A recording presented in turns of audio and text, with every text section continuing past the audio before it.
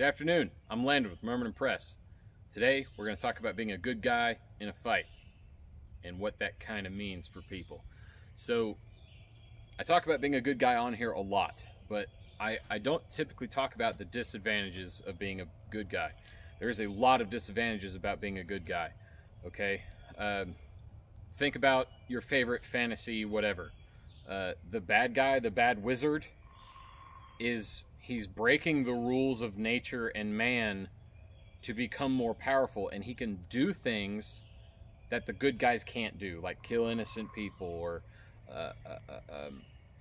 set fire to villages and things like that, raise undead armies, which is unnatural, right?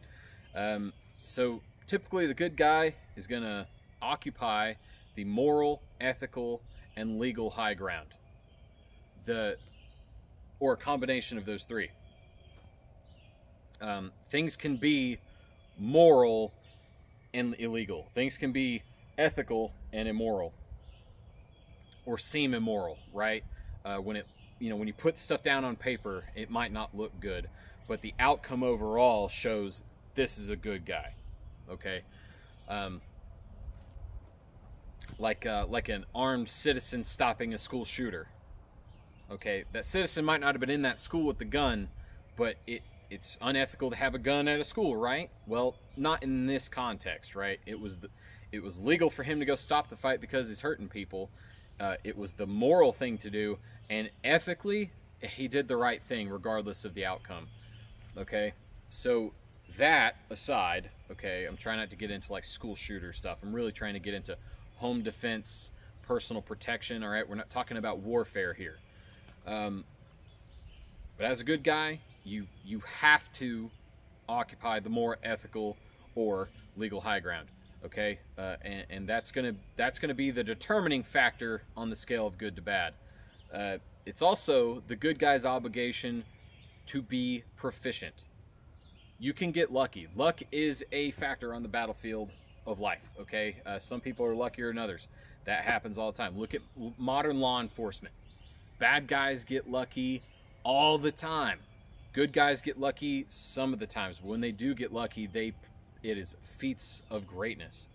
Okay, you can't bank on luck, but you know it's kind of in the atmosphere. But training and being proficient at shooting, fighting, whatever you're doing, talking to people, is going to be very important for success. Intrapersonal communication, inside yourself, or between other people, and interpersonal communication between other people, and intra, all that jazz. Those things are going to separate win from lose, right? Not good from bad. But it is a good guy's obligation to be familiar with your weapon system and, make sure I'm not shooting at the bad guy in front of a crowd of people, okay? Because good guys are accountable. You're accountable for every round. You're accountable for every punch. You're accountable for every word said. You're accountable for where you parked your car before, okay? Bad guys are held accountable after the fact. They do these acts with impunity in the moment and are held accountable later, that's not what good guys do. Good guys are accountable before they even step out the door. All right? Thinking about what might happen. So you got to train, you got to be moral, ethical, or legal, and you got to be accountable. Those are very big things. And when you're training holds you accountable, either with other people, from yourself, from a coach. Those things hold you accountable during training. Okay, bad guys learn through failure, right? The last time I broke into this car, the alarm went off. This time I know how to turn the alarm off before I break into it, right? They're learning through trial and error, which gives them solid experience and earned experience, but it is not to the level of accountability, right? A good coach might not let you break into a car. That coach wants you to go swim in the pool. Okay, good guys can fight dirty. I'm gonna go ahead and say that, right? If you ain't cheating, you ain't trying. I know some of you have heard that before.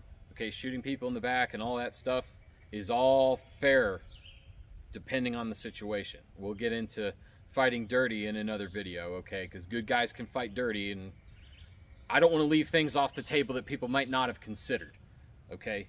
If somebody's running through my house with a shotgun in the middle of the night, I quite frankly don't give a damn if they're facing me or not. I will shoot them in the back, okay? I'm not going to give them a chance because I don't know their intentions, all right? Good guys always have something to lose, okay? It's not just your life. It's the life of a loved one. It's I don't care about my wallet. Everything in my wallet can be replaced. My family cannot be replaced. They are one of a kind, and I love them dearly. If I have to lay out on the battlefield somewhere for them, I will do that. So you have something to fight for, something to lose. And typically, if you're in this situation, that's being threatened. Okay? My life is something worth fighting for. All right? Your life is something worth fighting for. You're my favorite viewer. All right? Your life has to be worth fighting for, right? So, having something to fight and die for is always going to tell you, Dogman is out here. Having that thing, someone to fight for, is going to not determine win or lose. It's going to determine why you're going to fight in the first place. Okay? So you have your good or bad, you have your win or lose, and you have if you should even be there. Okay? So, listen. The less fortunate, the loved ones, right? Bring me your cold, huddled, tired masses, however that goes. There is something to fight for. You have to find it. And when you find the why, you'll find what to train, all right? And you'll find how to be accountable through that. And after that, I hope you decide to be the good guy. Because what else are you going to have? You're going to be a very well-disciplined, very well-trained maniac who has something to lose. Okay? Don't burn your bridges with people. Okay? This is good guys. Good guys aren't always nice, but good guys are usually always doing the right thing. So, hug your families. Find out what's killing you. Train to go kick its ass. And stay safe, folks. I am absolutely sick of cold weather. It is almost Cinco de Mayo. The sun better be out, 70 degrees. Damn.